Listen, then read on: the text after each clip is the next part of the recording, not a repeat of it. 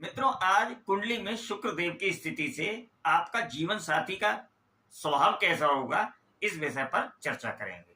देखिए, काल पुरुष की कुंडली में सप्तम भाव में 7 नंबर तुला राशि आती है, जिसके स्वामी होते हैं शुक्रदेव। तो शुक्रदेव कुंडली में जिस स्थान पर बैठेंगे, उससे संबंधित स्वभाव आपके पार्टनर में देखने को मिलेगा।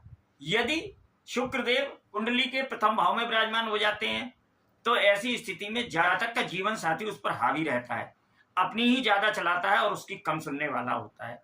यदि कुंडली के द्वितीय भाव में शुक्रदेव विराजमान हो जाते हैं, तो वहां भी कालपुरुष की कुंडली में उन्हीं की राशि आती है, तो बहुत ही धनवान होता है और उसकी काल्पनिक क्षमता बहुत अधिक होती है, कल्पनाएं बहुत करता है।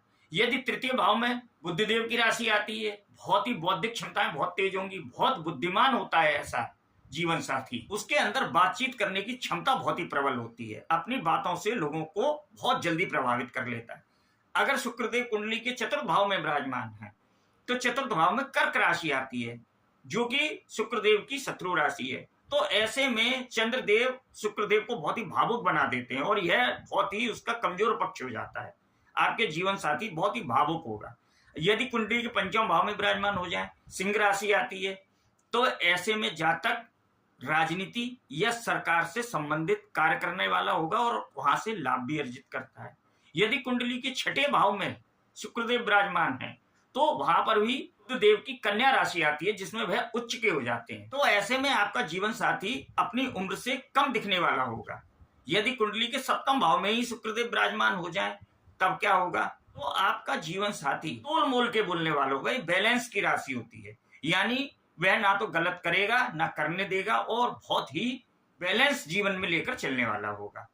यदि कुंडली के अष्टम भाव में शुक्रदेव विराजमान हो जाए, तो यह रहस्यों का घर है। यहाँ पर आपका जीवन साथी का स्वभाव रहस्यमय हो जाएगा, अपनी बातों को गुप्त रखने वाला होगा। यदि कुंडली के नवम भाव में शुक्रदेव विराजमान है, तो आपका जीवन साथी धार्मिक होगा। यदि कुंडली के दसम भाव में शुक्रदेव विराजमान हो जाए, तो ये बहुत ही अच्छी स्थिति होती है। ऐसे में जीवन साथी बहुत ही गंभीर स्वभाव का होता है, क्योंकि वहां पे शनिदेव की राशि है और विवाह के बाद ऐसे जातक उन्नति भी करते हैं। यदि कुंडली के एकादश भाव में शुक्रदेव विराजमान है, तो यहाँ पर भी थोड़ा गंभीर स्वभाव का होगा, धनवान होगा, अच्छी आय अर्जित करने वाला होगा, मित्रवत व्यवहार करने वाला होगा, उसका व्यवहार जिम्मेदारी पूर्ण होगा और ऐसे जातक भी विवाह के बाद उन्नति करते हैं।